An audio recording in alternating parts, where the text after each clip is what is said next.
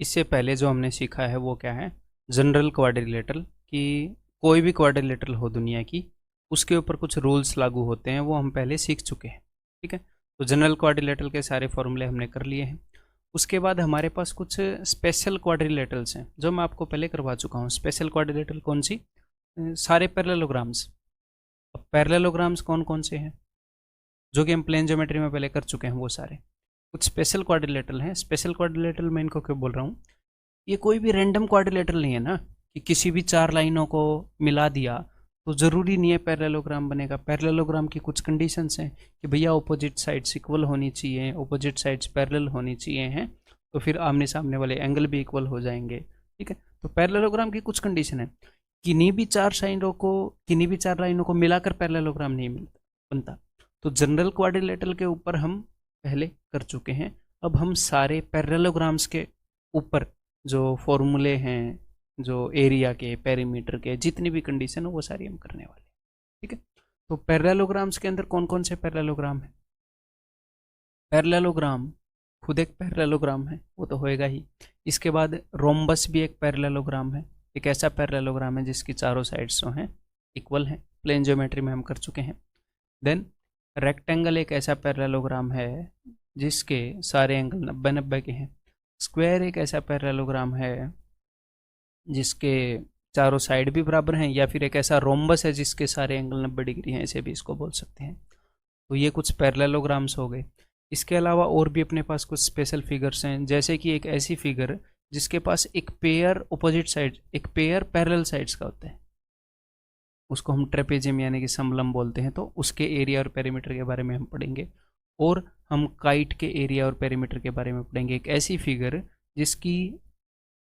जिसके अंदर दो पेयर हैं एडजेसेंट साइड्स के जो आपस में इक्वल हैं, जो कि हम प्लेन ज्योमेट्री के अंदर कर चुके हैं।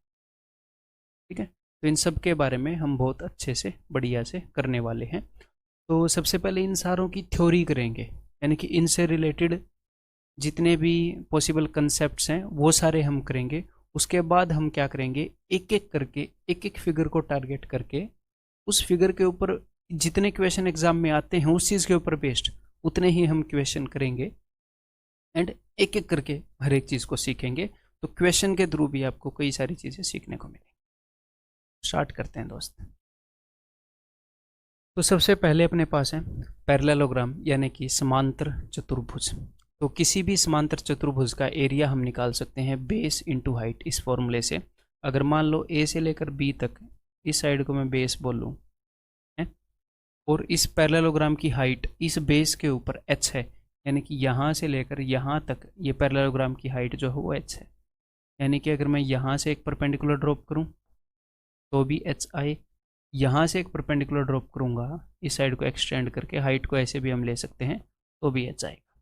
ठीक है, तो इसका एरिया क्या है, बेस इंटू हाइट। अगर मैं इसको h1 नाम दे दूँ तो इसका एरिया हो जाएगा बेस इंटू h1। जैसे ट्रायंगल के अंदर मैंने आपको बताया है कि आपका दिल करे उस साइड को बेस ले लो, बस हाइट फिर उसी साइड के ऊपर आप लेना। ठीक है, ऐसे ही अगर मैं बेस ले लूँ भाई BC को, कि मैं तो इसको बेस लूँगा, BC की लंबाई, या फिर AC AD, इनमें से किसी भी को बेस ले लूँ। AD की लंबाई मैंने A मान ली तो इसकी लंबाई भी A होएगी। पैरेललोग्राम में अपोजिट साइड की लंबाई बराबर होती है। तो अगर मैं इस BC को बेस मान लूँ यानी कि A, तो इसके ऊपर हाइट में देखूंगा। ठीक है, यानी कि मैं यहाँ से हाइट ड्रॉप करूँगा इसकी ऐसे। तो ये हाइट मैंने मान ली जी H2, मान लो इसके ऊपर जो हाइट बनी है उसकी लंबाई है H2, तो यहाँ पर एरिया A इंटू H2। तो कुल मिलाकर आपने ये याद रखना है कि भैया पैरेललोग्राम का एरिया होता है बेस इंटू हाइट। किसी भी एक साइड को अगर आप बेस मानते हो तो उसके कोरस्पॉन्डिंग हाइट लो, उन दोनों का प्रोडक्ट करो, आपको उसका एरिया आ जाएगा। सिंपल सी बात है। ये चीज़ जब मैंने आपको ट्रायंगल का एरिया समझाया तब ये चीज़ मैं प्रूव कर चुका हूँ पहले। ठीक है, उसी से मैंने ट्रायंगल का एरिया निकाला था, और AB साइन थीटा वाली चीज़ भी मैंने ट्रायंगल के अंदर प्रूव करी है। ठीक है, ये मैं यहाँ पर भी प्रूव कर दूंगा AB साइन थीटा वाली। ठीक है, तो चलो, तो ये चीज़ आपको समझ में आ गई कि पैरेललोग्राम का एरिया जो है that is base into height. ये चीज़ पहले हम प्रूव कर चुके हैं अच्छे से। तो यहाँ पर मैंने इस साइड को बेस मान लिया। अब अगला फॉर्मूला है, अगर मुझे इन दोनों साइडों के बीच के एंगल का पता हो कि भैया पैरेललोग्राम की दो साइड हैं और इनके बीच में एंगल थीटा है, तो इसका फॉर्मूला होता है एरिया का ए बी साइन थीटा, यानी कि A into B into sine theta. तो ये कहाँ से आया, खुद प्रूव करने की कोशिश करो, ट्रायंगल में प्रूव कर चुके हैं। ठीक है, इसका एरिया है दोस्त बेस इंटू हाइट। ठीक है, अब मैं बस इस हाइट को रिप्लेस करूंगा इस ए से और इस थीटा से। कैसे रिप्लेस करूंगा, ट्रायंगल ए डी ई के अंदर देखो, ट्रायंगल ए डी ई के अंदर साइन थीटा की वैल्यू क्या है, साइन थीटा होता है परपेंडिकुलर अपॉन हाइपोटेन्यूज। तो परपेंडिकुलर ए है 90 के सामने, सॉरी परपेंडिकुलर एच है और 90 के सामने हाइपोटेन्यूज है ए है। एच की वैल्यू क्या हो जाएगी, एच की वैल्यू हो जाएगी जी ए साइन थीटा, और यहाँ पर इसकी वैल्यू मैं ए साइन थीटा से रिप्लेस करूँगा तो अपना आंसर आ जाएगा ए बी साइन थीटा। तो कुल मिलाकर आपको ये याद रखना है कि अगर हमें पैरेललोग्राम की दो साइड्स पता हैं और उनके बीच का एंगल पता है, दो साइड्स के बीच का एंगल, तो आप उसका एरिया निकाल सकते हो। सिंपल सी बात है।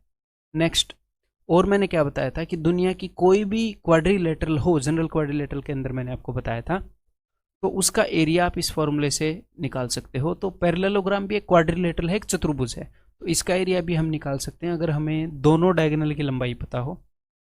और पैरेललोग्राम के दोनों डायगोनल्स की लंबाई बराबर होगी या अलग अलग होगी, बताओ, बराबर होगी या अलग अलग होगी। आपको खुद फील हो रहा होगा कि ये वाला डायगोनल लंबा होगा, ये ऐसे पिचका हुआ है, ये थोड़ा सा लंबा है। ठीक है, इनके बीच में जो भी एंगल होएगा, सपोज एंगल थीटा है, तो half d1 d2 sine theta होएगा। ये हमने वहाँ पर क्वाड्रिलेटरल में प्रूव किया था। क्लियर है, सिंपल सी बात है। देन नेक्स्ट, अगर ये वाली साइड ए है तो ये वाली साइड भी ए होएगी, ये वाली साइड बी है तो ये वाली साइड भी बी होएगी। तो पेरीमीटर क्या होता है, पेरीमीटर होता है इस फिगर के चारों तरफ अगर हम पैदल चलें तो हमें कितनी दूरी चलनी पड़ेगी, परिमाप। तो कितनी दूरी चलनी पड़ेगी, एक बार ए फिर एक बार बी, एक बार फिर से ए एक बार फिर से बी, तो दो बार ए आएगा दो बार बी आएगा। 2a प्लस 2b, दोनों में से दो कॉमन ले लो, a प्लस बी का डबल, ये होएगा इसका पेरीमीटर, बोले तो परिमाप। सिंपल, यही इसके बारे में आपको जानना है, बाकी क्वेश्चंस के थ्रू। देन नेक्स्ट, रोम्बस समचतुर्भुज। तो रोम्बस क्या होता है, रोम्बस एक पैरेललोग्राम ही है, लेकिन एक ऐसा पैरेललोग्राम है, पैरेललोग्राम में लंबाई और चौड़ाई अलग अलग थी। ये एक ऐसा पैरेललोग्राम है जिसकी लंबाई और चौड़ाई, यानी कि ये जो एडजेसेंट साइड है ये बराबर हैं, यानी कि अगर ये ए है तो ये भी ए हो जाएगी। आमने सामने वाली साइड बराबर होती है पैरेललोग्राम में, ये सारी भी ए हो जाएंगी। प्लेन ज्योमेट्री में ये सब हम कर चुके हैं ना। तो इसका एरिया क्या होएगा, इसका एरिया भी सेम ही होएगा। पैरेललोग्राम का एरिया क्या होता है, बेस इंटू हाइट, तो इसका एरिया भी वही होएगा। बेस मैंने ए मान लिया और इसकी हाइट सपोज एच है, तो इसका एरिया हो जाएगा बेस इंटू हाइट, ए इंटू एच। अलग से प्रूव करना ही नहीं है बिकॉज ये भी पैरेललोग्राम है। ठीक है, देन इसके ऊपर भी फिर वो फॉर्मूला लागू होएगा। पैरेललोग्राम के सारे फॉर्मूले इसके ऊपर लागू होंगे बिकॉज ये एक पैरेललोग्राम है। अगर दो साइड के बीच में एंगल थीटा है तो एरिया क्या होता है पैरेललोग्राम का, A into B into sine theta, लेकिन यहाँ पर इसकी दोनों साइडें बराबर है, तो A into sine theta, A square sine theta, ऐसे भी आप इसका एरिया निकाल सकते हो। ठीक है, देन किसी भी रोम्बस के बारे में आपको ये पता होना चाहिए कि उसके डायगोनल्स जो हैं वो कितने डिग्री के एंगल पर एक दूसरे को बाइसेक्ट करते हैं, एक दूसरे को दो बराबर हिस्सों में बांटते हैं। कितने डिग्री के एंगल पर, 90 डिग्री के एंगल पर। ये हम प्लेन ज्योमेट्री के अंदर बहुत ही इत्मीनान से कर चुके हैं। ठीक है, तो ये वाले डायगोनल की लंबाई मान लो d1 है, ये वाले डायगोनल की लंबाई d2 है, बिकॉज इसके डायगोनल्स इक्वल नहीं होते हैं, पहले हम बात कर चुके हैं। तो इसका एरिया होएगा half d1 d2 sign theta, और साइन 90 की वैल्यू क्या होगी, थीटा 90 है तो साइन 90 की वैल्यू क्या होगी, दैट इज 1। तो half d1 d2 sine theta वहाँ पर लिखना था, लेकिन बिकॉज रोम्बस के डायगोनल्स 90 डिग्री पर इंटरसेक्ट करते हैं, बाइसेक्ट करते हैं एक दूसरे को, तो उसकी ज़रूरत नहीं है साइन 90 लिखने की। तो रोम्बस का एरिया हाफ d1 d2, याद रखो रोम्बस का area half into product of diagonals, half into product of diagonals. ठीक है, नेक्स्ट इसका पेरीमीटर। तो भैया अगर इसकी चारों साइड्स की लंबाई बराबर है तो इसका पेरीमीटर क्या हो जाएगा, ए प्लस ए प्लस ए प्लस ए, बोले तो 4a। पेरीमीटर परिमाप। आगे जो बहुत ही काम की एक चीज़ है वो ये है, जिसके ऊपर अगर रोम्बस के ऊपर क्वेश्चन आया तो ये लगा लो 70 to 80% चांसेस हैं कि इसी चीज़ के ऊपर आएगा। क्या कि रोम्बस के जो डायगोनल्स हैं वो एक दूसरे को बाइसेक्ट करते हैं और 90 डिग्री पर बाइसेक्ट करते हैं। तो इस कारण होता क्या है, यहाँ पर 90 डिग्री है, मान लो ये वाला जो पॉइंट है इसका मैं नाम दे देता हूँ ओ। इसके कारण होता क्या है कि इस डायगोनल की लंबाई मैंने मान लीजिए d1, तो बिकॉज ये ओ पर बाइसेक्ट करते हैं तो ये कितना हो जाएगा ए ओ, ये हो जाएगा d1 का हाफ यानी कि d1/2। और इस डायगोनल की लंबाई मैंने मान ली पूरे की d2, इस पूरे की, तो पूरे d2 का हाफ हो जाएगा bo, तो ये हो जाएगा d2/2। तो और ये क्या है ए बी, ये है इसकी साइड कि रोम्बस के डायगोनल्स की लंबाई का हाफ ये, दूसरे डायगोनल की लंबाई का हाफ ये, और ये तीनों पाइथागोरस थ्योरम फॉलो करेंगे। पाइथागोरस थ्योरम क्यों फॉलो करेंगे, बिकॉज यहाँ पर एक राइट एंगल ट्रायंगल बन रही है। तो इसके ऊपर 70 to 80% रोम्बस के क्वेश्चंस बेस्ड होते हैं। ठीक है, मैक्सिमम क्वेश्चन इसके ऊपर वो बना देता है। तो ये पाइथागोरियन ट्रिपलेट के अंदर वो देता है, अदरवाइज नहीं भी देगा तो आपको पाइथागोरस थ्योरम लगाना पड़ेगा, वो सिंपल सी बात है। ठीक है, तो इस चीज़ को ध्यान रखिएगा। यानी कि अगर मैं आपको ये बोल दूँ कि भाई मेरे पास एक रोम्बस है और उसका जो पेरीमीटर है वो मान लेते हैं हम है, सबसे पहले एक इजी वैल्यू ले लेते हैं, वो है मान लो 50। ठीक है, पेरीमीटर 50 है और उसके एक डायगोनल की लंबाई जो है वो है 28। ठीक है, तो दूसरे डायगोनल की लंबाई बताओ। एक पूरे डायगोनल की लंबाई 28 है, तो दूसरे पूरे डायगोनल की लंबाई बताओ कितनी होगी। तो हमें पता है कि जो पेरीमीटर 50 है, अगर पेरीमीटर, अच्छा 50 मैंने मान लिया, 50 नहीं 100 मान लो इसको। अगर मैं 50 मान रहा हूँ, 200 मान लो, बल्कि मैंने साइड ही आपको बता दी, पेरीमीटर 200। ठीक है, तो अगर पेरीमीटर 200 है तो एक साइड की लंबाई कितनी हो जाएगी, एक साइड की लंबाई हो जाएगी जी 50। ठीक है, और पूरा डायगोनल अगर 28 है, पूरा डायगोनल 28 है तो डायगोनल का हाफ कितना हो जाएगा 14। तो 7 24 25 की ट्रायंगल सुनी है, 7 24 25 का पाइथागोरियन ट्रिपलेट। तो ये 25 का डबल है, ये 7 का डबल है, तो ये 24 का डबल होएगा 48 होएगा ए से लेकर ओ तक। तो ए से लेकर सी तक क्या होएगा 48 का डबल यानी कि 96। तो दूसरे डायगोनल की लंबाई क्या हो जाएगी 96। ठीक है, अगर मैं आपको ये बोलूं कि भाई किसी भी रोम्बस के दोनों डायगोनल्स की लंबाई,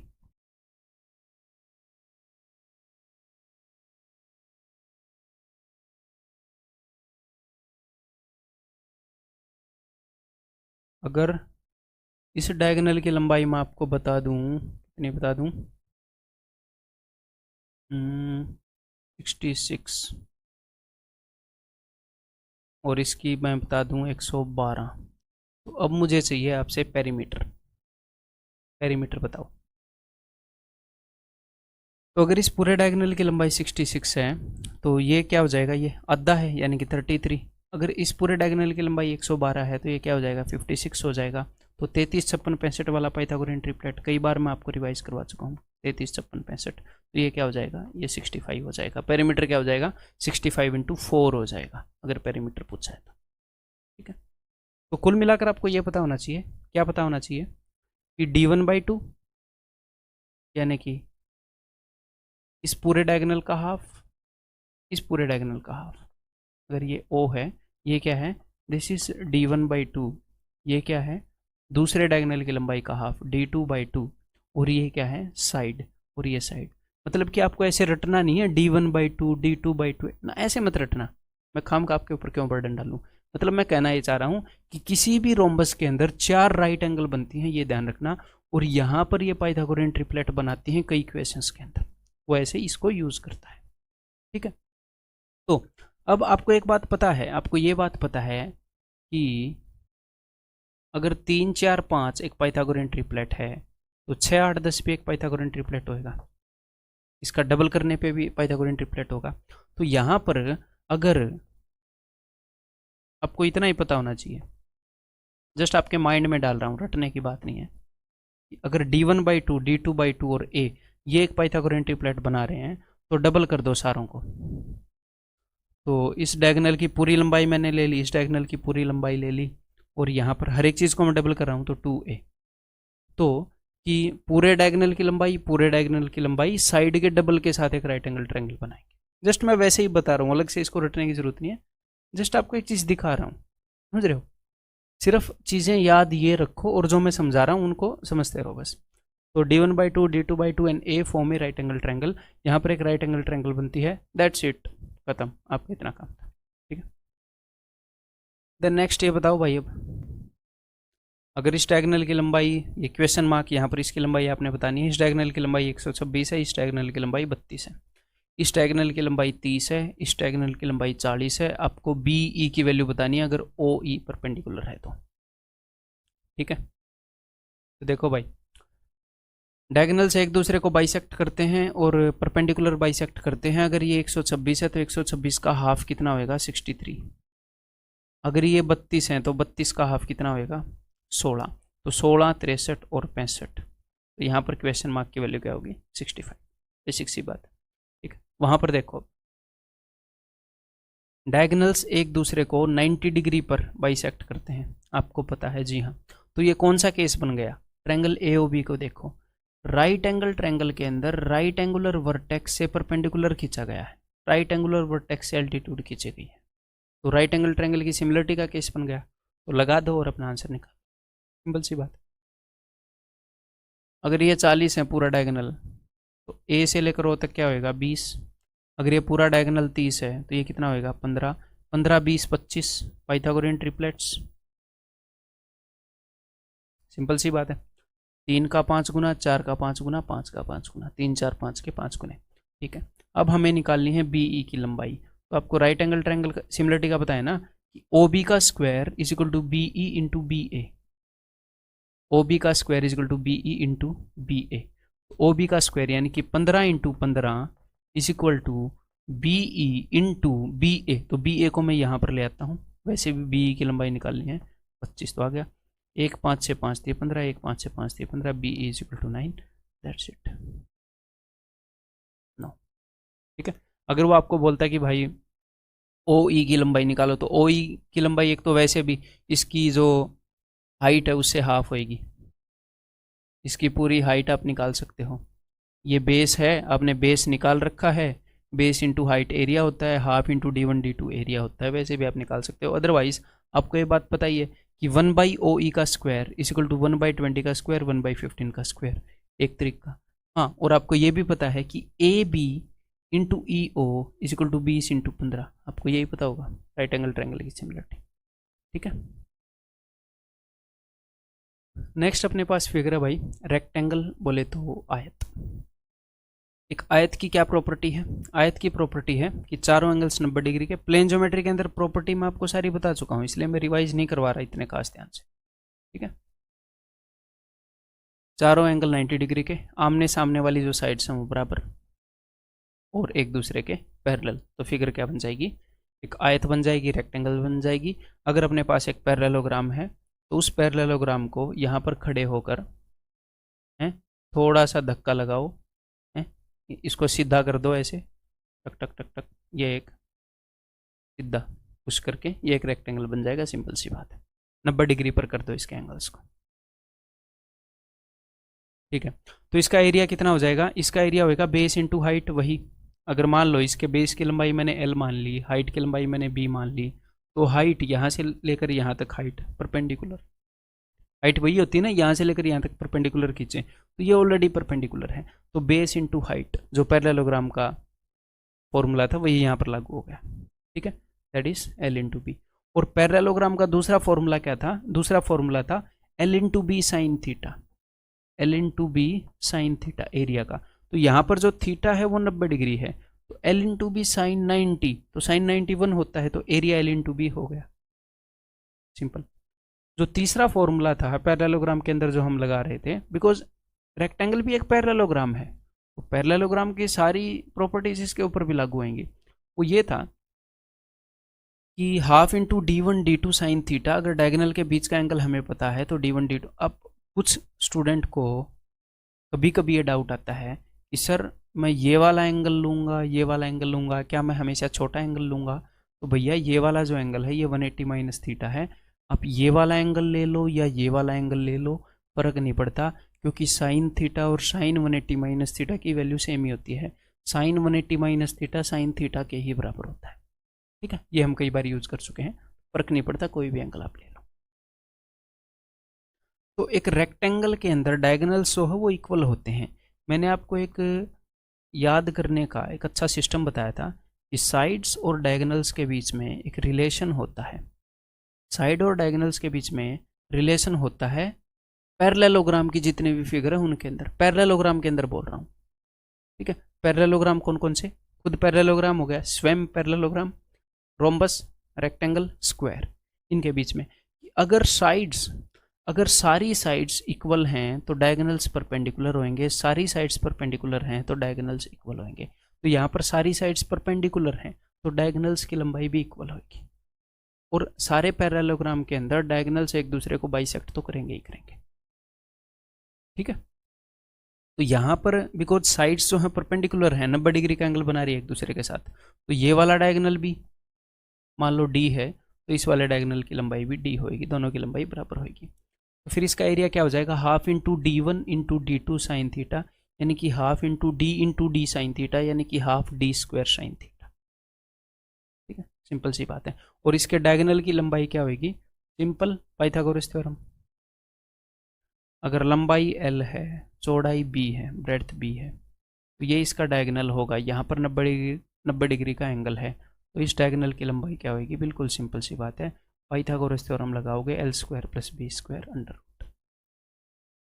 पेरीमीटर क्या होएगा, पेरीमीटर इसके चारों तरफ की जो लंबाई होएगी इस फिगर के, L plus B plus L plus B, 2 बार L आएगा 2 बार B आएगा, twice of L plus B। तो यहाँ पर A और B मैंने लिख दिया, फर्क नहीं पड़ता वैसे। ठीक है,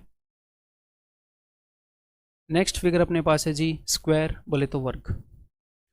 तो स्क्वायर एक ऐसी रेक्टेंगल है, स्क्वायर भी एक रेक्टेंगल है, एक ऐसी रेक्टेंगल है, बस इसको मैंने यहाँ से पुश करके बस इसको इतना कर दिया कि ये चारों चीज़ें बराबर होगी। ये भी एक रेक्टेंगल है, लेकिन एक ऐसी रेक्टेंगल है जिसकी लेंथ और ब्रेड्थ दोनों बराबर हैं। ठीक है, ये सिंपल सी बात है। तो ये एक सिमेट्रिकल फिगर बन जाती है, काफ़ी सिमेट्रिकल फिगर है, इसको कहीं से भी देखो एक जैसी दिखेगी, इसके अंदर आप कुछ भी करोगे तो चीज़ें इक्वल होंगी। ठीक है, डायगोनल्स जो हैं इसके, ये सारी चीज़ें मैं आपको पहले बता चुका हूँ, इसलिए अब बताने की जो मेरी टोन है वो अलग होएगी। अब थोड़ा और जनरलाइज, अब आपको विजुलाइज करके मैं आपको चीज़ें बता रहा हूँ। ठीक है, मैथमेटिकली प्लेन ज्योमेट्री में कर चुके हैं। तो ये एक स्क्वायर, चारों साइड इक्वल हैं, चारों एंगल 90-90 के हैं, तो काफ़ी सिमेट्रिकल फिगर है। डायगोनल्स एक दूसरे को 90 डिग्री पर बाइसेक्ट करेंगे, डायगोनल्स सारे इक्वल होंगे। ठीक है, और ये जो डायगोनल है ये एंगल बाइसेक्टर का भी काम करेगा। अगर ये 90 है तो ये भी 45, ये भी 45, ये भी 45, ये भी 45, 45 90 में से। ठीक है, तो इसका एरिया, तो स्क्वायर का एरिया, रेक्टेंगल का एरिया क्या था, लेंथ इंटू ब्रेड्थ, तो स्क्वायर का एरिया हो जाएगा लेंथ इंटू ब्रेड्थ, यानी कि A इंटू A। ठीक है, हाँ, अब किसी भी क्वाड्रिलेटरल का एरिया क्या होता है, किसी भी क्वाड्रिलेटरल का एरिया होता है half D1 D2 sine theta. ठीक है, तो हाफ, इसके दोनों डायगोनल्स की लंबाई जो है वो बराबर है, तो हाफ इंटू डी, वो जो डायगोनल्स हैं वो एक दूसरे को 90 डिग्री पर काटते हैं, तो यानी कि साइन 90, तो साइन 90 इज इक्वल टू 1, तो half D square, half into D square, half into product of diagonals, half into D square, because diagonal दोनों एक ही होंगे। ठीक है, तो एक और चीज़ आपको पता होगी, ये डायगोनल जो है ये इस एंगल को, ये पूरा 90 है, 2 बराबर हिस्सों में बांटेगा, ये वाला भी बांटेगा, तो 45 45 90 वाली ट्रायंगल बन गई। तो ये अगर 1 है, ये 1 है, तो ये √2 होएगा, यानी कि अगर इसकी साइड A और A है तो ये √2A होएगा, यानी कि डायगोनल साइड का √2 गुना होएगा। और साइड जो है अगर आपको निकालनी है तो डायगोनल को √2 से डिवाइड कर दो, डायगोनल जो है √2 गुना है, डायगोनल निकालना है तो साइड को √2 से गुना कर दो, साइड निकालनी है तो डायगोनल को √2 से डिवाइड कर दो। ये सिंपल सी बात है स्क्वायर के अंदर, क्लियर है। इसका पेरीमीटर क्या होगा, बिकॉज चारों साइड्स की लंबाई बराबर है और ए है, तो पेरीमीटर क्या होगा 4A, that's it. Then 1D and 2D relation, ये मैं आपको बता देता हूँ ये क्या है। सिंपल सी बात है, मान लो अपने पास दो स्क्वायर हैं। देखो, दुनिया की जितनी भी सिमिलर फिगर्स होती हैं उनके अंदर ये रूल लागू होता है। अगर दो फिगर सिमिलर हैं, चाहे वो रेक्टेंगल हो, चाहे ट्रायंगल हो, चाहे स्क्वायर हो, है, चाहे ऐसे बनी हुई हो, ऐसे एग्जैक्टली ऐसी अब मैं नहीं बना पाऊंगा, लेकिन आप मान लेना ये ऐसी ही है, मान लेना कि ये ऐसी ही है, एग्जैक्टली तो मैं नहीं बना पाया। तो दुनिया की कोई भी दो फिगर अगर सिमिलर हैं तो मैं ये कहना चाह रहा हूँ दोस्त कि एक तो होती हैं वन डायमेंशनल चीज़ें, वन डायमेंशनल चीज़ें मतलब कि लंबाइयाँ, एक होती हैं टू डायमेंशनल चीज़ें। टू डायमेंशनल चीज़ों के अंदर क्या आएगा? एरिया। ठीक है, वन डायमेंशनल के अंदर आएगी लेंथ, टू डायमेंशन के अंदर आएगा एरिया। तो इनकी लेंथ्स का जो रेशियो है ना, अब लेंथ किस चीज़ की, जो भी इनकी कोरस्पॉन्डिंग लेंथ है, इसका पेरीमीटर ले लो, पहले वाली फिगर का पेरीमीटर और दूसरे वाली फिगर का पेरीमीटर, इन दोनों के पेरीमीटर का रेशियो अगर A:B है तो वही रेशियो होएगा, इनका कुछ भी ले लो, इन दोनों के अंदर एक सर्कल बना लो ऐसे, इसके अंदर भी एक सर्कल बना लो, बिकॉज सिमिलर हैं तो वैसा ही सर्कल यहाँ पर बनेगा। उन सर्कल के रेडियस का रेशियो भी A:B होएगा। इसके बाहर सर्कल बना लो, इसके बाहर सर्कल बना लो, उन दोनों सर्कल के रेडियस का रेशियो भी A:1 होएगा। तो अब कुछ भी कर लो इन दोनों के अंदर, समझ रहे हो, लेकिन सेम तरीके से करो, सेम, ये यहाँ से लेकर यहाँ से, सेम पॉइंट से यहाँ पर मिला लो, सेम पॉइंट से यहाँ पर मिला लो, तो A:B रेशियो होएगा। यानी कि दुनिया की कोई भी दो फिगर अगर सिमिलर हैं तो उनकी लेंथ, अगर इनके पेरीमीटर का रेशियो A:B है तो इनकी हर एक लेंथ का रेशियो A:B होएगा। सेम तरीके से अगर आप निकालोगे, और इनके एरिया का रेशियो A²:B² है। तो मेरे दोस्त, जो स्क्वायर हैं, दुनिया के सारे स्क्वायर सिमिलर होते हैं। दुनिया की सारी ट्रायंगल सिमिलर नहीं होती। ट्रायंगल तो एक ऐसी भी हो सकती है, एक ऐसी भी हो सकती है, देखो सिमिलर का हुई, लेकिन सारे स्क्वायर सिमिलर होते हैं। दुनिया के सारे पॉइंट सिमिलर, पॉइंट तो सिमिलर क्या, पॉइंट तो कॉन्ग्रुएंट है ना। लाइन सिमिलर है, ये वाली लाइन और ये वाली लाइन, ये दोनों सिमिलर ही मान लो, ये इसकी कुछ गुणा है, शेप में तो एक जैसी ही है? सारे सर्कल्स सिमिलर हैं, समरूप हैं, ये मैंने आपको पहले ही बताया है। सारी इक्विलेटरल ट्रायंगल्स, इक्विलेटरल ट्रायंगल क्या, यही बोल देते हैं कि सारे रेगुलर पॉलीगन्स सिमिलर हैं, इसमें सारे आ गए।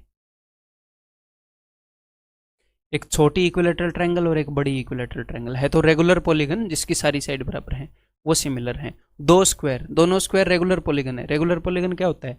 एक ऐसा पॉलीगन जिसकी सारी साइड्स की लंबाई सेम हो, तो स्क्वायर एक रेगुलर पॉलीगन है। तो चार साइडों के रेगुलर पॉलीगन को स्क्वायर बोलते हैं, तीन साइडों के रेगुलर पॉलीगन को ट्रायंगल बोलते हैं, जैसे कि पांच साइडों के रेगुलर पॉलीगन को रेगुलर पेंटागन बोलते हैं। ठीक है, तो जितने भी रेगुलर पॉलीगन हैं वो सिमिलर होते हैं आपस में। तो उनकी वन डायमेंशनल चीज़ों का जो रेशियो है, टू डायमेंशनल चीज़ का रेशियो उसका स्क्वायर होएगा। तो इन स्क्वायर्स के अंदर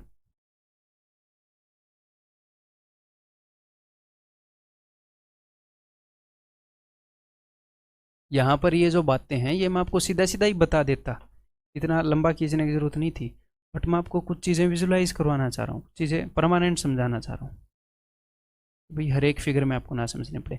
मान लो इस स्क्वायर की साइड और इस स्क्वायर की साइड का रेशियो A:B है, तो साइड क्या है? साइड है एक लेंथ, वन डायमेंशन। तो इस स्क्वायर और इस स्क्वायर की सारी लेंथ्स का रेशियो A:B होएगा, यानी कि इस स्क्वायर की साइड और इस स्क्वायर की साइड का रेशियो A:B है, तो इस स्क्वायर के पेरीमीटर और उस स्क्वायर के पेरीमीटर का रेशियो भी A:B होएगा। इसके डायगोनल और इसके डायगोनल का रेशियो भी A:B होएगा। इसके इन सर्कल, यानी कि अगर इसके अंदर एक सर्कल खींच दिया और इसके अंदर एक सर्कल खींच दिया, तो इन सर्कल्स के रेडियस का, बिकॉज रेडियस लेंथ ही है ना, तो कोरस्पॉन्डिंग लेंथ की मैं बात कर रहा हूँ। इस स्क्वायर के साथ आप कुछ कर लो, इस स्क्वायर के साथ आप कुछ कर लो, एग्जैक्टली सेम उस स्क्वायर के साथ कर देना उसी रेशियो में, तो जो लंबाइयाँ हैं उनका रेशियो A:B ही होएगा, जो कोरस्पॉन्डिंग लंबाइयाँ हैं। ये नहीं है कि इधर तो सर्कल का रेडियस माप रहे हो, उधर पेरीमीटर माप रहे हो, फिर बोल रहे हो A:B नहीं है, कोरस्पॉन्डिंग लंबाइयाँ। ठीक है, अगर इसके अंदर बिगेस्ट इक्विलेटरल ट्रायंगल बनाओगे, उसके अंदर बिगेस्ट इक्विलेटरल ट्रायंगल बनाओगे, तो उन दोनों की साइड का रेशियो A/B, उन दोनों के हाइट का रेशियो A/B, समझ गए। ऐसे ही जितने भी कोरस्पॉन्डिंग 2D यानी कि एरियाज हैं, उनका रेशियो होएगा A²/B²। अगर इनकी साइड का रेशियो A/B है तो एरिया का रेशियो A²/B²। इसके अंदर सर्कल बनाओ, उसके अंदर सर्कल बनाओ, तो इनके सर्कल के एरियाज का रेशियो A/B²। इसके अंदर इक्विलेटरल ट्रायंगल बनाओ, उसके अंदर इक्विलेटरल ट्रायंगल बनाओ, या फिर इसके बाहर इक्विलेटरल ट्रायंगल बनाओ, इसके बाहर इक्विलेटरल ट्रायंगल बनाओ, इन इक्विलेटरल ट्रायंगल के एरियाज का रेशियो A²/B²। सेम काम यहाँ पर करो, सेम काम वहाँ पर करो, दोनों जगह सेम काम करोगे तो उनकी लंबाइयों का रेशियो A/B होएगा, उनके एरियाज का रेशियो A/B होएगा। समझ में आ गई बात? ये सिंपल सी बात है। यानी कि अगर मैं आपको ये बोलूँ कि भैया मेरे पास 2 स्क्वायर हैं, इस स्क्वायर का डायगोनल और इस स्क्वायर का डायगोनल, इस स्क्वायर का डायगोनल यहाँ से डबल है, इस स्क्वायर के डायगोनल से इस स्क्वायर का डायगोनल डबल है, तो मैं किस चीज़ को कंपेयर कर रहा हूँ? लेंथ को, 1 डायमेंशन को।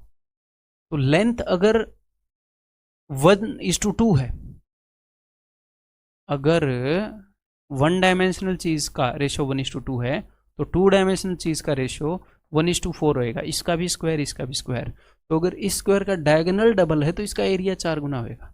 अगर डायगोनल 3 गुना है तो एरिया 9 गुना होएगा। अगर डायगोनल 2√2 टाइम्स है तो एरिया 2√2 का स्क्वायर कर लो, 8 टाइम्स होएगा। ठीक है। अगर साइड को 3 गुना कर दिया स्क्वायर की साइड को तो एरिया 9 गुना हो जाएगा। साइड को हाफ कर दिया तो एरिया 1/4 हो जाएगा, हाफ का स्क्वायर।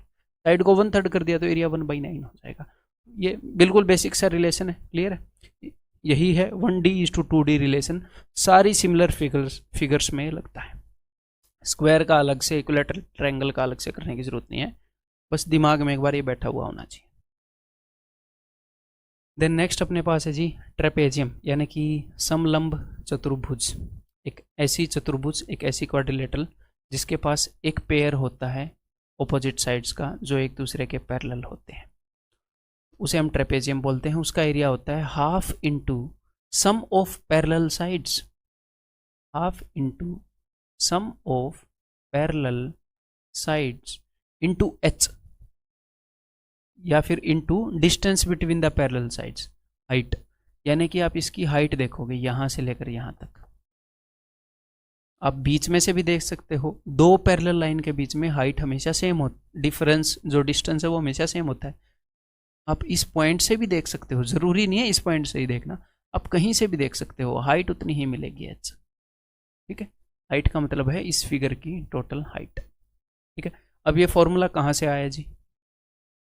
ये यहाँ से आया, देखिएगा ज़रा। इसको निकालने के कई तरीके हैं, एक तरीका मैं आपको बता देता हूँ। अगर इस फिगर की हाइट h है तो ABCD का जो एरिया है, ABCD का एरिया होएगा area of ABC plus area of ADC। अब ABC का एरिया क्या होएगा? किसी भी ट्रायंगल का एरिया होता है half into base into height. Half into base अगर मैं AB को मान लूँ, तो बेस अगर मैं AB को मान लूँ तो ये हाइट क्या होएगी? ये हाइट तो होगी जी h। देखो ये इसकी हाइट है, यही हाइट है, पैरेलल लाइंस के बीच का डिस्टेंस सेम रहेगा, तो height is h। Plus ADC का एरिया, ADC अगर मैं बेस मान लूँ DC को, तो मुझे निकालनी पड़ेगी DC के ऊपर बनी हाइट। तो अगर मैं यहाँ से हाइट ड्रॉप करूँगा उसके ऊपर एक्सटेंड करने के बाद, ये h ही होएगी। इन दोनों पैरेलल लाइन के बीच में हाइट कितनी है? h ही है जी हाँ, h ही होएगी। तो हाफ इंटू अगर मैं बेस मान लूँ CD को, तो हाइट विल बी h। तो यहाँ से हाफ कॉमन ले लो और h कॉमन ले लो, अंदर क्या बच जाएगा? अंदर बच जाएगा AB plus CD। Half common ले लिया, h कॉमन ले लिया, तो half into sum of parallel side into height, यही मैंने वहाँ पर लिखा हुआ है। ठीक है। और आपको एक बात बताई थी मैंने प्लेन ज्योमेट्री के अंदर, क्या बताई थी कि अगर आप इस साइड का मिड पॉइंट लेते हो और इस साइड का मिड पॉइंट लेते हो और इस लाइन को अगर आप ज्वाइन कर देते हो,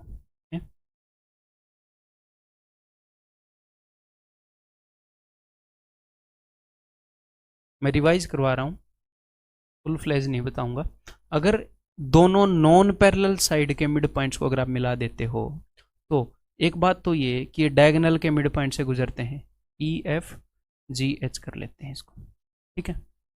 तो दोनों नॉन पैरेलल साइड की मिड पॉइंट को मिलाने पर जो लाइन सेगमेंट बनती है ई एफ, उसकी लंबाई होती है half of sum of parallel sides, इनके सम का half, A B plus C D.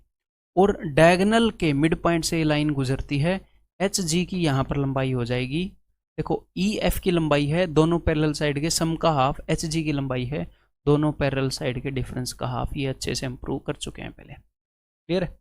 तो यहाँ पर because half into A B plus C D जो है, half into A B plus C D जो है, ये आपको ई एफ देगा, ई एफ।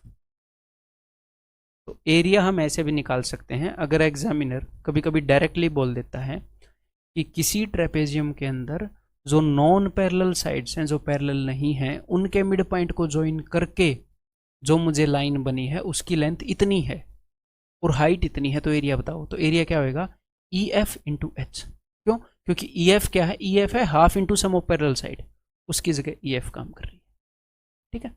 ये सिंपल सी बात है। देन एक तो आप इस फॉर्मूले से एरिया निकाल सकते हो। इस फॉर्मूले से एरिया कब निकालोगे, जब आपको ये चीज़ गिवन है, इसकी लंबाई गिवन है, जब आपको इसकी लंबाई गिवन है, और जब आपको हाइट की लंबाई गिवन है, तभी निकालोगे।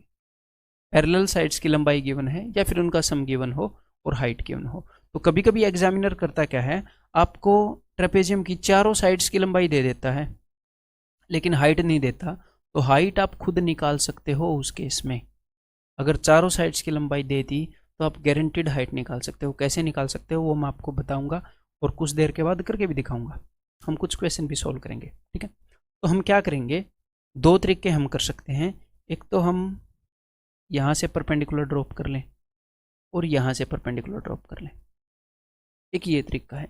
या फिर हमें करना क्या पड़ेगा कि यहाँ पर जो ट्रायंगल बनी है और यहाँ पर जो ट्रायंगल बनी है, कुछ क्वेश्चंस के अंदर इन दोनों ट्रायंगल को उठाकर मर्ज करना पड़ता है। तो क्यों ना पहले ही मर्ज कर दें, बाद में इतनी सिरदर्दी क्यों लें। तो आप क्या कर सकते हो, आप यहाँ से एक लाइन खींच दो, यहाँ से एक लाइन खींच दो जो कि इसके पैरेलल हो। और ये बात ऑलरेडी अपने पास क्लियर है कि जो सी डी है और जो ए बी है ये दोनों पैरेलल हैं। ये ऑलरेडी क्यों क्लियर है, बिकॉज तभी तो ये ट्रेपेजियम बनेगा। ए बी और सी डी पैरेलल हैं तभी तो ये ट्रेपेजियम है, ठीक है। तो यहाँ पर जो फिगर बनी है ये एक पैरेललोग्राम बन गई। अगर ये एक पैरेललोग्राम बन गई तो पैरेललोग्राम की अपोजिट साइड बराबर हो गई। अगर ये ए है तो ये भी ए होएगा यहाँ से यहाँ तक। अगर ये सी है तो इसके अपोजिट साइड ये भी सी होएगी। अगर ये ए है और ये पूरी साइड बी है तो बी माइनस ए, तो ये वाली साइड क्या हो जाएगी, ये बी माइनस ए हो जाएगी। और मैंने आपको क्या बोला था, मैंने आपको बोला था कि अगर चारों साइड की लंबाई दे दे, चारों साइड की लंबाई गिवन हो, तो सी डी और बी माइनस ए इनकी जगह पर वैल्यूज होंगी, वेरिएबल नहीं होंगे, वैल्यू होंगी, कुछ मान होंगे, कुछ नंबर्स होंगे, संख्याएं होंगी। तो आप इस ट्रायंगल का एरिया निकाल पाओगे। फिर कैसे निकाल पाओगे, अगर तीनों साइड की लंबाई गिवन है तो हीरोन्स फॉर्मूला, ठीक है। तीनों साइड की लंबाई गिवन है तो या तो ये कभी कभी क्या होता है इक्विलेटरल ट्रायंगल निकलती है तो हाइट का सीधा फॉर्मूला है, कभी कभी ये राइट एंगल ट्रायंगल निकलती है तो भी हम हाइट निकाल सकते हैं इजीली। कभी कभी आइसोस्केलस ट्रायंगल निकलती है तो भी मैं यहाँ से परपेंडिकुलर ड्रॉप करके हाइट निकाल लेता हूँ। कभी कभी ये स्केलन ट्रायंगल निकलती है, विषम बाहु निकलती है, तो इसका जो हीरोन्स फॉर्मूला है उससे एरिया निकालेंगे और उसको कंपेयर कर देंगे half into base into height. तो हमें बेस भी पता होएगा, हमें सिर्फ हाइट नहीं पता, यही पता है यही पता है, तो आ जाएगी। अगर समझ नहीं आया ना, वैसे तो आ जाना चाहिए, कोई ऐसी खास बड़ी बात नहीं बोली, लेकिन फिर भी अगर समझ नहीं आया तो आगे करके दिखाऊंगा कई क्वेश्चंस के साथ। टेंशन तो लेनी ही नहीं है, मैं आपके टेंशन लेने की गुंजाइश छोड़ूंगा ही नहीं। आपको टेंशन सिर्फ लेनी है किस चीज़ की, कि आप मेहनत कर रहे होगी नहीं, बस, ठीक है भाई। तो वो थोड़ी देर में कुछ क्वेश्चंस करेंगे तो हम ये वाला काम करने वाले हैं, ठीक है। तो अब अगला कंसेप्ट ये है दोस्त कि मान लो अपने पास कोई ट्रेपेजियम है,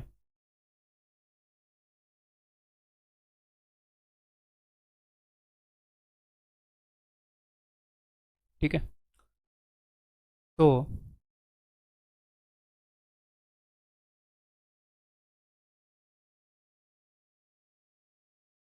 ये वाली साइड और ये वाली साइड दोनों पैरेलल होंगी। जी हाँ पैरेलल होंगी, बिल्कुल पैरेलल होंगी। तो अब ध्यान से देखो, अगर मैं इसके दोनों डायगोनल्स को मिला दूं तो area of triangle A B C is equal to area of triangle A B D, ऐसे बोल सकता हूं कि नहीं ये बताओ? ए बी सी और ए बी डी अगर बोल सकता हूं तो क्यों बोल सकता हूं? Triangles having same base and between same parallel lines, ये वाली लाइन और ये वाली लाइन पैरेलल हैं। ट्रायंगल ए बी सी और ए बी डी का बेस तो सेम है, ए बी बेस सेम है और सेम पैरेलल लाइंस के बीच में है, तो दोनों का एरिया बराबर होएगा। जी हाँ, ये वाली पूरी बड़ी ट्रायंगल और ये वाली पूरी बड़ी ट्रायंगल, इनका एरिया बराबर होएगा। बहुत अच्छी बात। अब ध्यान से सुनो, ये वाली जो ट्रायंगल है और ये वाली जो ट्रायंगल है, इन दोनों के बीच में एक एरिया कॉमन है। कौन सा एरिया कॉमन है इन दोनों के बीच में? ये वाली बड़ी ट्रायंगल है और ये वाली बड़ी ट्रायंगल है, इनके बीच में ये वाला एरिया कॉमन है। अगर मैं इस एरिया को घटा दूं, अगर मैं दोनों साइड से घटा दूं, क्या घटा दूं? एरिया ऑफ इस पॉइंट को ओ मान लो, ए ओ बी, यहां से भी मैंने घटा दिया, minus area of A O B. तो यहां पर ट्रायंगल थी ए बी सी, तो ए बी सी में से अगर ए ओ बी गया तो बी ओ सी बच जाएगी खाली, तो area of B O C is equal to A B D में से, ए बी डी में से अगर ए ओ बी गया तो सिर्फ ये बच जाएगा, यानी कि area of A O D. तो मैं कहना ये चाह रहा हूँ, सबसे पहले मैंने आपको एक पॉइंट प्रूव किया कि ये वाली ट्रायंगल और ये वाली ट्रायंगल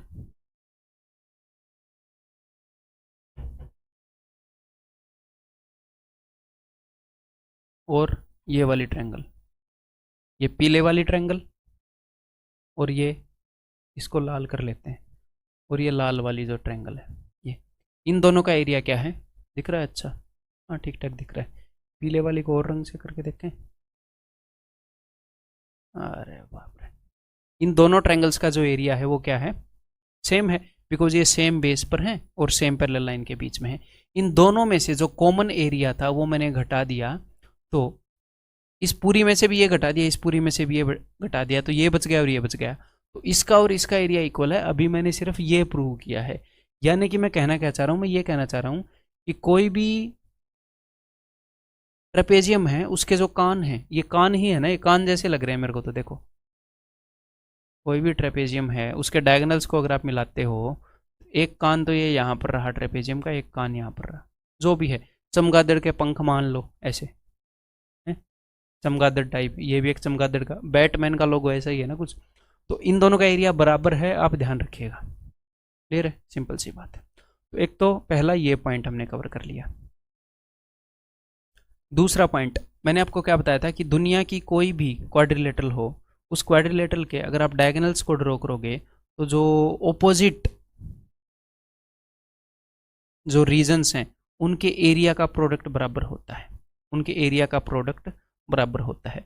तो यहाँ पर मैंने क्या किया, मैंने एक ट्रेपेजियम लिया, ठीक है, उस ट्रेपेजियम के डायगोनल्स मैंने ड्रॉ कर दिए, ठीक है। तो इस ऊपर वाले हिस्से का कुछ ना कुछ तो एरिया होएगा ही, कुछ ना कुछ तो एरिया होएगा ही, मैंने उसका एरिया मान लिया कि ए यूनिट है, ठीक है। नीचे वाले का एरिया मैंने मान लिया कि बी यूनिट है, कुछ ना कुछ तो एरिया होएगा ही, ठीक है। ए और बी मैंने खुद से मान लिया। अब मुझे पता है कि इनके ऑपोजिट का जो एरिया है, इन दोनों का जो एरिया है और इन दोनों का एरिया है, उनका प्रोडक्ट बराबर होएगा इस रूल के तहत। तो यहाँ का एरिया मैंने मान लिया जी एक्स और एक्स, बिकॉज इन दोनों का एरिया बराबर है। अभी अभी मैंने प्रूव किया कि भाई ट्रेपेजियम के जो चमगादड़ वाले पंख हैं या जो कान हैं उनका एरिया बराबर होता है, ठीक है। तो A into B is equal to X into X, X square, therefore X is equal to under root A B. X की वैल्यू क्या आएगी? Under root A B. ये मैं आपको डायरेक्टली बता सकता था, बट चीज़ें रटवाने में मज़ा नहीं आता, ठीक है।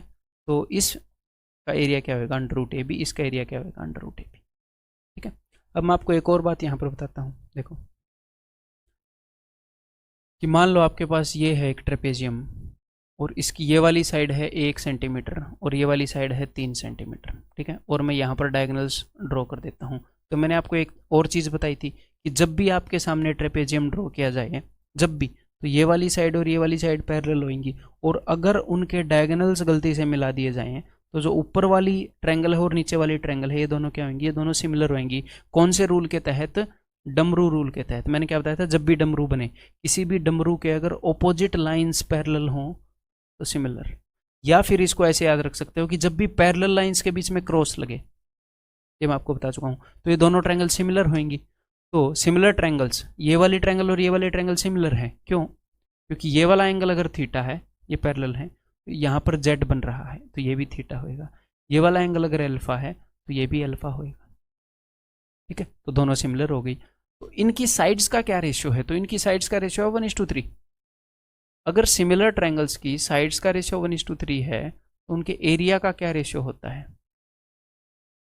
साइड का रेशियो 1:3 है तो एरिया का रेशियो होएगा 1 का स्क्वायर और 3 का स्क्वायर। अगर इसका एरिया 1 यूनिट है तो इसका एरिया 9 यूनिट होएगा। और इन दोनों का जो प्रोडक्ट है वही इन दोनों का प्रोडक्ट है। 1 इंटू 9 और फिर यहाँ पर अंडर रूट कर देना, इन दोनों का प्रोडक्ट करके अंडर रूट कर दो। 1 इंटू 9 9, तो अंडर रूट 9 3 3। ठीक है, इन दोनों का प्रोडक्ट करके अंडर रूट, इन दोनों का प्रोडक्ट करके अंडर रूट। तो ये जो ट्रेपेजियम है उसके अंदर जो डायगोनल्स को ड्रॉ करने के बाद जो एरिया का डिस्ट्रीब्यूशन है वो आपको पता होना चाहिए। जो एरिया का डिस्ट्रीब्यूशन है वो आपको पता होना चाहिए। क्लियर? सिंपल सी बात है। इसको भी हम अभी के अभी प्रैक्टिस करेंगे, तुरंत प्रैक्टिस करेंगे, और ट्रेपेजियम का एरिया निकालना ही प्रैक्टिस करेंगे कई क्वेश्चंस के ऊपर। तो भी आपने करना क्या है, आपकी फिगर के ऊपर बहुत सारे ट्रेपेजियम दिख रहे हैं, इनका एरिया बताओ। इनकी साइड्स मैंने बता दी हैं। तो भैया ट्रेपेजियम का एरिया होता है half into sum of parallel sides, sum of parallel sides.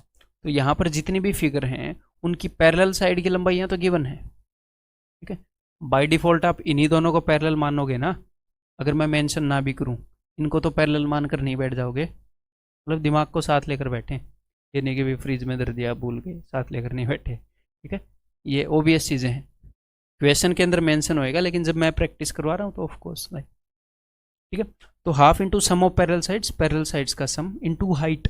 Height गायब है तो हमें सिर्फ और सिर्फ हाइट निकालनी है। और मैंने आपको क्या बताया था, हाइट कैसे निकलेगी? कंस्ट्रक्शन करके हाइट निकलेगी, हमेशा कंस्ट्रक्शन करके ऐसे हाइट निकलेगी, अगर नहीं दे रखी होगी तो। करो कंस्ट्रक्शन और निकालो हाइट। तो सबसे पहली वाली फिगर के अंदर कंस्ट्रक्शन करते हैं। मैंने यहाँ पर ये लाइन ड्रॉप कर दी जो इसके पैरेलल है, और ऑफ कोर्स ये वाली लाइन इसके पैरेलल है क्योंकि ये ट्रेपेजियम है। तो ये एक पैरेललोग्राम बन गया। क्या चीज़ पैरेललोग्राम बन गई? AECD। अगर ऊपर 12 है तो नीचे ही 12 होगा। ये पूरा 22 है, 22 में से 12 गया, यहाँ पर क्या बचेगा? यहाँ पर बच जाएगा 10। अगर ये 10 है तो ये भी 10 होएगा। तो ट्रायंगल BEC की जो हाइट होएगी, ट्रायंगल BEC की जो हाइट होएगी वही हाइट इस ट्रेपेजियम की होएगी। या ये ट्रायंगल भी यहाँ इसी बेस से यहाँ तक ये ट्रायंगल जाती है, इसी बेस से यहीं तक ये ट्रेपेजियम जाता है। तो इस ट्रायंगल की जो हाइट होएगी वही इस ट्रेपेजियम की हाइट होएगी। तो इसकी हाइट तो मिल गई। इक्विलेटरल ट्रायंगल की हाइट क्या होती है? इक्विलेटरल ट्रायंगल की हाइट होती है √3/2 इंटू ए, √3/2 इंटू साइड, यानी कि 5√3। तो इसका एरिया क्या हो जाएगा? एरिया हो जाएगा half into sum of parallel sides. ये वाली साइड 22 है, ये वाली साइड 12 है, तो it will be 34 into height यानी कि 5√3।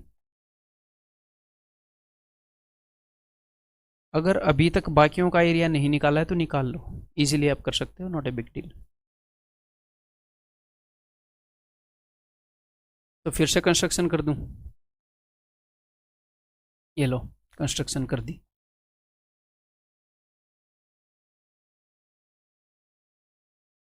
अगर ये 10 है, बिकॉज ये मैंने पैरेलल खींची है इसके, और ये पैरेलल गिवन है, ट्रेपेजियम है।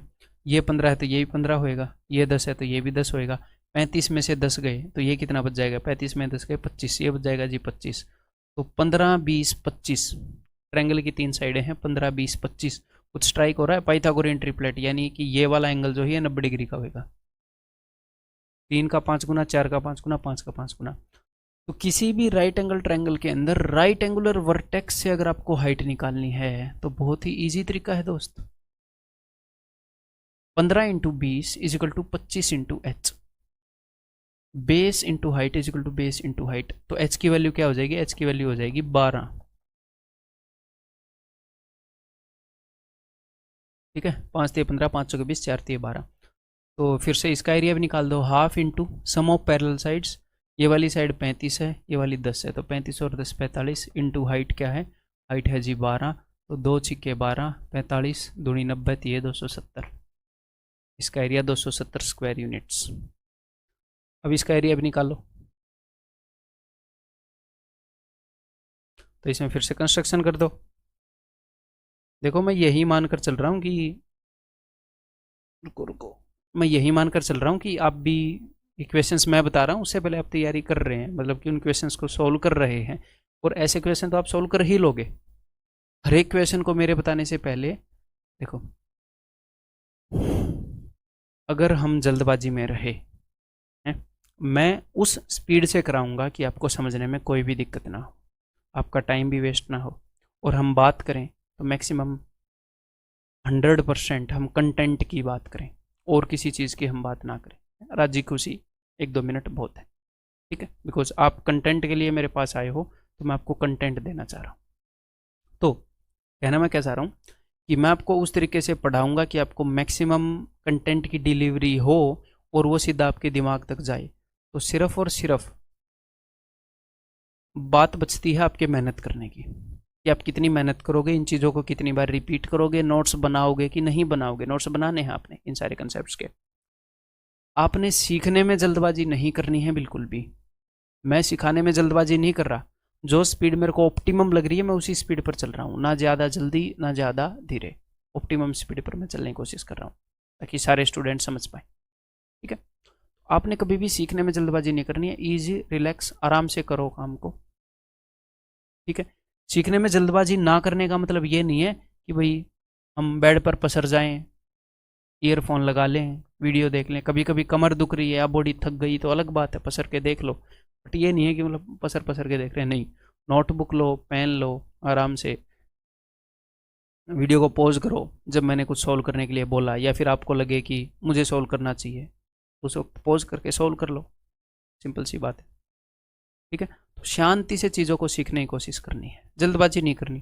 कोई चीज़ नहीं आ रही तो कोई दिक्कत नहीं है, हर एक पर्सन के साथ ऐसा होता है कि नई चीज़ सीखने में उसको दिक्कत होगी, मेरे को भी होगी। कोई भी नई चीज़ अगर मैं सीखूंगा, चाहे मैथ्स के अंदर भी अगर मैं कोई नई चीज़ सीखूंगा, पुरानी सीखूंगा तो मैं कंफर्टेबल हो चुका हूँ, अगर मैं कुछ नई सीखूंगा तो उस पुरानी के कंपैरिजन में तो अनकंफर्टेबल होऊंगा ना, मुझे दिक्कत होएगी, थोड़ा अनईजी होएगा। लेकिन जब मैं उसको बार बार रिपीट कर लूँगा, कितना भी महान व्यक्ति हो, जब कोई नई चीज़ करेगा तो उसको पुरानी चीज़ के कंपैरिजन में तकलीफ होएगी, थोड़ी ब्रेन को भी होएगी।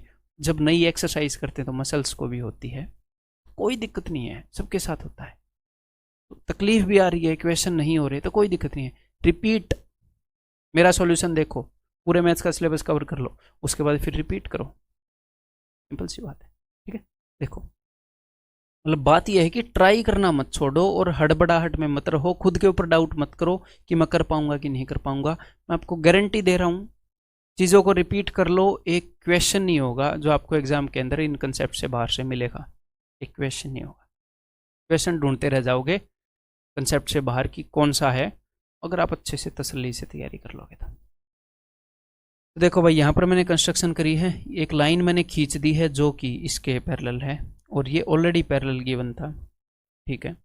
अगर ये 28 है तो इसके सामने भी 28 होएगा, अगर ये 15 है तो इसके सामने भी 15 होएगा, पैरेललोग्राम बन चुका है ये। 28 35 में से 28 गए, यहाँ पर 7 होएगा, तो मेरे पास एक ट्रायंगल आ गई है 7 15 20 जिसकी साइड से, ठीक है।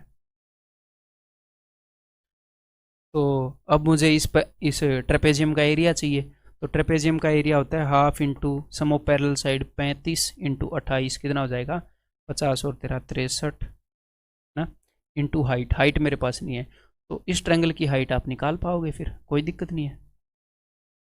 अभी निकाल लेते हैं हाइट। इस ट्रायंगल का एरिया निकाल सकते हो हीरोन्स फॉर्मूला से, बिकॉज तीनों साइड गिवन है ना, तो ये इक्विलेटरल ट्रायंगल है, ना राइट एंगल ट्रायंगल है, ना आइसोस्केलस है, तो हीरोन्स फॉर्मूला लगेगा, तीनों साइड से हमें पता है, तो लगाओ हीरोन्स फॉर्मूला। हीरोन्स ने फॉर्मूला लगाया बेचारे ने, कभी कभी उसका भी तो फॉर्मूला यूज़ करो, ऐसे ही थोड़ी उसने बनाया है। तो 15 और 7 22, 22 और 20 42, 42, 42 का हाफ 21, तो हीरोन्स फॉर्मूला होता है S into S-1 S minus A into S minus B, S क्या था 21, 21 में 7 गए 14, 21 माइनस 20 1। इस ट्रायंगल का एरिया इसके बराबर है। और एरिया हम कैसे निकाल सकते हैं, half into base into height, तो हाफ इंटू 7 इंटू हाइट। अब आपको मिल जाएगी हाइट की वैल्यू। भैया 7 दूनी 14 होता है, 7 3 21 होता है, 2 7 मैंने उठाए और बाहर लिख लिया 1 7, 3 दूनी 6 और 6, 2 6 में से 1 6 बाहर लिख लिया, तो this is equal to half into 7 into H. 7 से 7 कैंसिल हो गया, एच की वैल्यू आ गई जी 12, एच की वैल्यू अपने पास आ गई 12। तो दैट्स इट, आपका आंसर आपके सामने हाजिर है। ठीक है, सिंपल। अब हम कुछ क्वेश्चंस करेंगे जो मैंने आपको ट्रेपेजियम का एरिया डिवीजन बताया था उसके ऊपर पेस्ट। यहाँ पर आपके सामने जो स्क्रीन पर दिख रहा है वो क्या है, AOB का एरिया, DOC का एरिया, एरियाज रिप्रेजेंटेड है, इस रीजन का एरिया, इस रीजन का एरिया, और आपने करना क्या है, find the area of the following trapezium, पूरे ट्रेपेजियम का एरिया बताना है। सिर्फ और सिर्फ यहाँ पर आपने करना क्या है, BOC का एरिया बताना है। तो पॉज करो, ऐसे हट गया मैं, और इन सारे क्वेश्चंस को ट्राई करो एक बार। तो मैं यही उम्मीद करता हूँ कि आपने सारे क्वेश्चंस को ट्राई किया होगा और सॉल्व भी कर लिया होगा, लेकिन फिर भी अभी एक्सप्लेनेशन आप देख लो। चलो भाई, तो यहाँ पर मैंने आपको क्या बताया था कि किसी भी ट्रेपेजियम के अंदर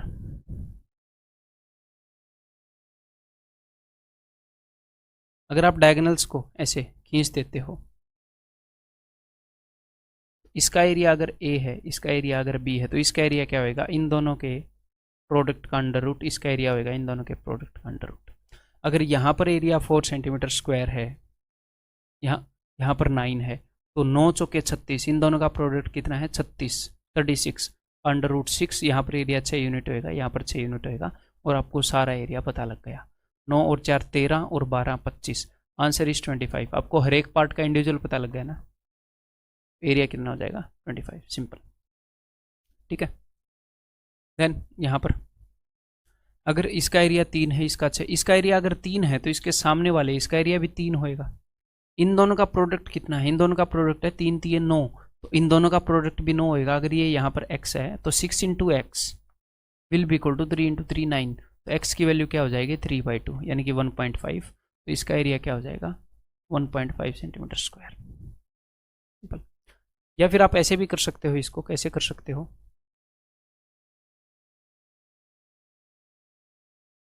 इस ट्रायंगल के अंदर देखो, इस ट्रायंगल के अंदर यहां से मैंने एक लाइन ये ड्रॉ कर रखी है, यहाँ से इस लाइन ने इसके बेस को कुछ रेशियो में बांटा है। इस ट्रायंगल का और इस ट्रायंगल का एरिया है 3:6 यानी कि 1:2 रेशियो में, तो जिस रेशियो में एरिया है उसी रेशियो में बेस होएगा, तो ये 1:2 रेशियो में है। जी हाँ, 1:2 रेशियो में है। और आपको एक बात पता है, क्या बात पता है, कि ऊपर जो ट्रायंगल है ये छोटे वाली, और नीचे जो ट्रायंगल है ये बड़ी वाली, ये दोनों सिमिलर होती हैं। जी हाँ, सिमिलर तो होती हैं।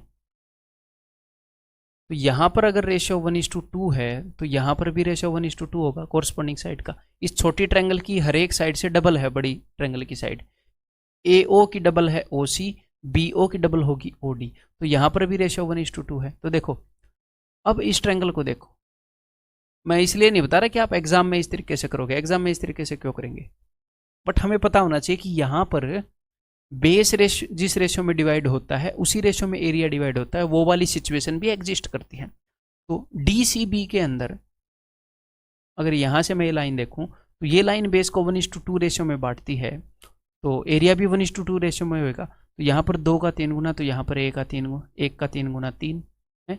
यहाँ पर 1:2 रेशियो है, 1:2 है रेशियो, तो 2 की जगह अगर 3 है तो 1 की जगह 1.5 होएगा, 1.5 होएगा, 1:2 रेशियो। तो ये सिचुएशन भी एग्जिस्ट करती है, आपको पता होना चाहिए। देन वहाँ पर देखो, अगर इसका एरिया 15 है तो इसका एरिया ही 15 होएगा। ठीक है भाई, यही 15 है, यही 15 है। और हमें एक बात पता है कि छोटे वाले ट्रायंगल और बड़े वाले ट्रायंगल सिमिलर हैं, इनकी साइड्स का रेशियो है 2 1 2 2 3 6 1:3, तो इनके एरियाज का रेशियो हो जाएगा 1:9। अगर यहाँ पर एरिया 1 यूनिट है तो यहाँ पर एरिया 9 यूनिट है, 1 इंटू 9, तो यहाँ पर क्या होएगा 3 √9। इसका एरिया 3 यूनिट होएगा तो इसका एरिया भी 3 यूनिट होएगा। तो मैंने सिर्फ और सिर्फ रेशियो निकाल लिया। अगर इसका एरिया 1 यूनिट है तो इसका 3, इसका 3, इसका 9 होएगा। अब मैंने सिर्फ रेशियो निकाला है, तो जो एक्चुअल वैल्यू है वो रेशियो से 5 गुना है। एक्चुअल वैल्यू कितने गुना है? 3 5 15। यहाँ पर रेशियो में एरिया 3 है, एक्चुअल में 15 है। तो पूरे ट्रेपेजियम का एरिया कितना है? 9 और 1 10, 3 और 3 6, 10 और 6 16। अगर 3 की जगह 5 है, 3 की जगह 15 है 5 गुना, तो 16 की जगह 5 गुना 80, 16 5 80, तो इसका एरिया 80। ठीक है, अब ये देखो, हाँ जी, तो इस ट्रेपेजियम का चारों साइड्स गिवन है, क्या मैं एरिया निकाल सकता हूँ? जी हाँ, इजीली निकाल सकते हैं। थोड़ी देर पहले आपको करवाया तो प्रैक्टिस, जब चारों साइड गिवन हो तो चाहे साइड्स की लंबाई कुछ भी हो, आप ट्रेपेजियम का एरिया निकाल पाएंगे पक्का। जी हाँ, निकाल पाएंगे। अगर चारों साइड्स गिवन है तो अपने पास half into sum of parallel side 42 + 28, ये 14 दूनी है, ये 14 ती है, तो 14 पंजे 70। सिर्फ हाइट मिसिंग है, हमें हाइट निकालनी है। हाइट निकलती है यहाँ पर कंस्ट्रक्शन करके। ठीक है, तो एरिया तो आ जाएगा, एरिया तो आ जाएगा इसका। हाँ, आप इन चारों पार्ट्स का रेशियो भी निकाल सकते हो। जी हाँ, निकाल सकते हैं, बिल्कुल निकाल सकते हैं। चारों पार्ट्स के एरिया का रेशियो कैसे निकाल सकते हो? अगर आपको सिर्फ और सिर्फ इन दोनों साइड्स का रेशियो पता लग जाए, अगर आपको ये पता लग जाए कि भैया अगर ये साइड 3 है और ये साइड 4 है, तो आप बता दोगे ना कि अगर इस साइड की लंबाई 3 है, इस साइड की लंबाई 4 है, ऊपर वाली ट्रायंगल और नीचे वाली ट्रायंगल, ये दोनों ट्रायंगल सिमिलर हैं, दोनों ट्रायंगल सिमिलर हैं। सिमिलर ट्रायंगल्स की साइड का रेशियो अगर 3:4 है, तो एरिया का रेशियो 3 का स्क्वायर 9 और 4 का स्क्वायर 16, 9:16 होएगा। और 3 चौके 12, डायरेक्ट ऐसे भी देख सकते हो, 4 3 12, बिकॉज इनका स्क्वायर किया फिर स्क्वायर रूट करोगे वही आएगा। 9 × 16 144 का स्क्वायर रूट 12, ये भी 12। तो जैसे ही आपको पैरेलल साइड्स की लंबाई पता लग गई या फिर सिर्फ और सिर्फ रेशियो पता लग गया, आप चारों पोर्शंस का रेशियो भी पता कर सकते हो। तो आप इस पूरे का एरिया भी निकाल सकते हो, चारों का रेशियो भी निकाल सकते हो। तो निकाल दो ये कितना है, पूरे का कितना फ्रैक्शन है। बहुत ईजी है क्वेश्चन, अगर आपको ये दोनों क्वेश्चन आते हैं तो।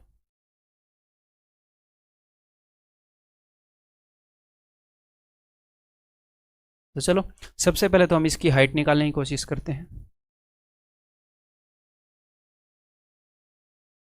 ये 13 है, ये 15 है, ये 13 है, ये मेरा है। ठीक है, ये 28 है, ये 42 है। तो यहाँ पर अब मैं क्या करूँगा, यहाँ पर कंस्ट्रक्शन करेंगे। अगर ये 13 है, ये इसके पैरेलल मैंने खींच दी जैसे हम सोल्व कर रहे थे वैसे। ये 13 है तो ये 13 है, ये 28 है तो ये 28 है। और आज जो 13 है कल वो मेरा होगा, परसों किसी और का होगा। तो 42 में से 28 गए, यहाँ पर वी विल हैव 14। तो अपने पास ये ट्रायंगल आ गई, यही ट्रायंगल हम ढूंढते हैं हाइट निकालने के लिए, 13 14 15। तो यहाँ पर हम हीरोन्स फॉर्मूला लगाएंगे।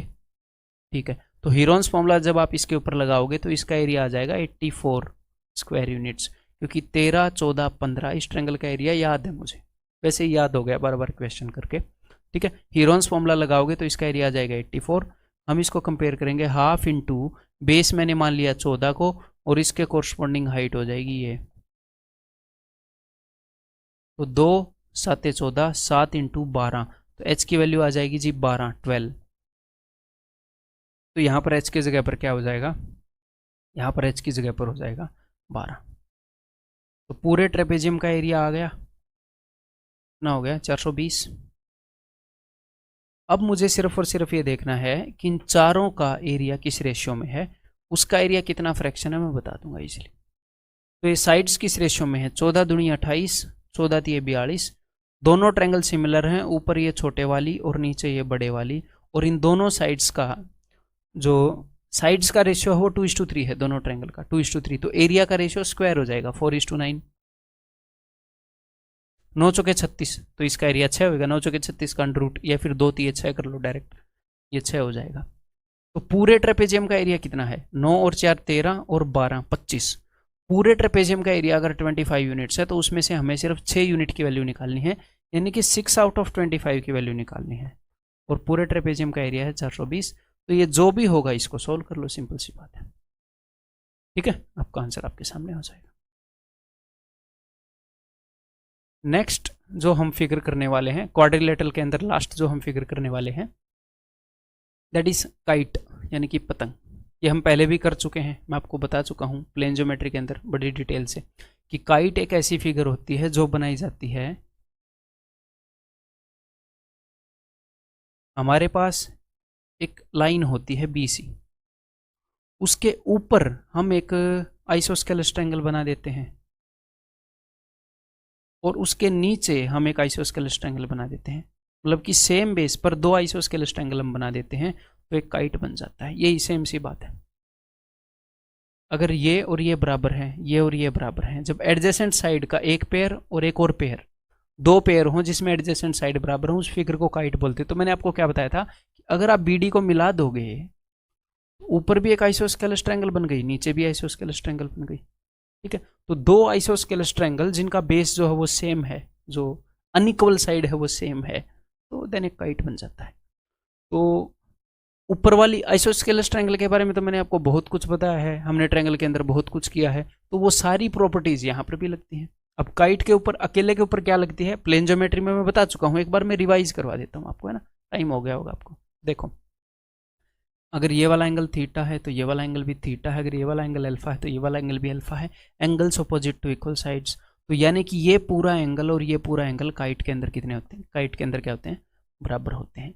अगर मैंने आपको क्या बताया है, आइसोस्केलेस ट्रायंगल में मैंने आपको क्या बताया है, आइसोस्केलेस ट्रायंगल के अंदर अगर आप यहाँ से एक लाइन ड्रॉप करते हो, मान लो जो परपेंडिकुलर है, तो अगर आपने परपेंडिकुलर लाइन ड्रॉप करी तो वो मिड पॉइंट का भी काम करेगी, वो एंगल बाइसेक्टर का भी काम करेगी। ऐसे ही यहाँ पर जो लाइन आप ड्रॉप करोगे मिड पॉइंट पर, और यहाँ से जो आप लाइन ड्रॉप करोगे मिड पॉइंट पर, मैंने मीडियन ड्रॉ कर दी, तो ये परपेंडिकुलर भी होएगी, ये भी परपेंडिकुलर भी होएगी, ये एंगल बाइसेक्टर भी होएगी। तो कुल मिलाकर मैं कहना क्या चाह रहा हूँ, कुल मिलाकर मैं ये कहना चाह रहा हूँ कि काइट के अंदर अगर मैं ये वाली लाइन ड्रॉ कर दूँ तो यहाँ पर जो ट्रायंगल है और यहाँ पर जो ट्रायंगल है दोनों सेम होंगी, दोनों कॉन्ग्रुएंट हो जाएंगी। क्यों हो जाएंगी, क्योंकि ये वाला एंगल अगर थीटा है तो ये वाला एंगल भी थीटा। आप बोलोगे सर क्यों, बिकॉज आइसोस्केलेस ट्रायंगल के अंदर एल्टीट्यूड ड्रॉप की है तो एंगल बाइसेक्टर का काम भी करेगी, है। बहुत ही अच्छे, कई तरीकों से प्रूव कर सकते हो। ये वाला एंगल अल्फा है तो ये वाला भी अल्फा है, ये वाला जेड है तो ये वाला भी जेड है, और ये साइड तो कॉमन है ही, तो ये वाली ट्रायंगल और ये वाली ट्रायंगल दोनों कॉन्ग्रुएंट है। और भी बहुत सारी चीज़ें मैंने बताई थी, वो प्लेन ज्योमेट्री में देख लेना आप, ठीक है। और एक और इम्पोर्टेंट बात कि BD ये वाला डायगोनल और ये वाला जो डायगोनल है, ये दोनों एक दूसरे के परपेंडिकुलर होते हैं, और ये वाला डायगोनल इस BD को, आपको फील हो रहा होगा, दो बराबर हिस्सों में बांटता है, यानी कि BO is equal to OD, ठीक है, BO is equal to OD, ठीक है। तो काइट का एरिया आप कई तरीके से निकाल सकते हो, ठीक है, डिपेंड करता है कि क्या इन्फॉर्मेशन गिवन। आप ऐसे भी निकाल सकते हो कि भैया इस ट्रायंगल का एरिया निकाल लो, है, ऊपर वाली ट्रायंगल का एरिया निकाल लो, नीचे वाली ट्रायंगल का एरिया निकाल लो। हो सकता है एग्जामिनर आपको ये कर दे कि इस साइड की लंबाई बता दे, ये वाला एंगल बता दे, इस साइड की लंबाई बता दे, ये वाला एंगल बता दे, तो half AB sine theta, half AB sign theta, ऐसे भी आप निकाल लोगे। तो डिपेंड करता है कि इन्फॉर्मेशन क्या गिवन होगी। अदरवाइज दुनिया की हर एक क्वाड्रिलेटरल का एरिया आप कैसे निकाल सकते हो, वो आप निकाल सकते हो half D1 D2 sine theta, ये हर एक क्वाड्रिलेटरल के ऊपर अप्लाई होता है, मैंने आपको बताया। तो काइट के जो डायगोनल्स हैं वो एक दूसरे को 90 डिग्री पर काटते हैं, काइट के डायगोनल एक दूसरे को 90 डिग्री पर काटते हैं, तो साइन थीटा की जगह यहाँ पर क्या हो जाएगा, here we will have sine 90 degree, और साइन 90 डिग्री 1 होता है, तो ये फॉर्मूला बन जाएगा काइट के एरिया का। और अगर ये A होएगा तो ये भी A होएगा, ये B होएगा तो ये भी B होएगा, तो इसका पेरीमीटर क्या हो जाएगा, इसका पेरीमीटर हो जाएगा 2 बार A 2 बार B, इसका परिमाप, ठीक है। सिंपल सी बात है।